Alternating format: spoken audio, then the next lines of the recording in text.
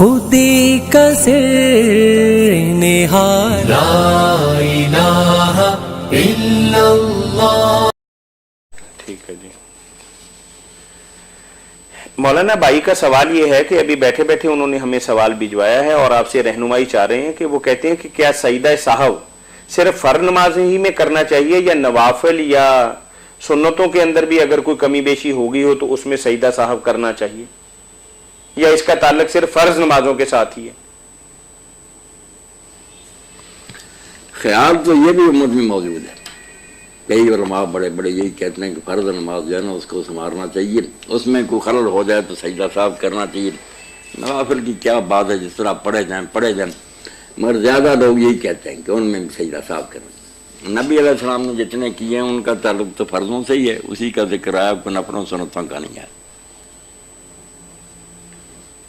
ٹھیک ہے, جزاکم اللہ. یعنی آپ کیا فرماتے ہیں کہ سنتوں اور نوافل کے ساتھ بھی ہمیں سجدہ صاحب کرنا چاہیے یا وہی جو موقف ہے کہ صرف اس کا تعلق فرض نماز کے ساتھ ہے آپ بھی اسی کے قائل ہیں؟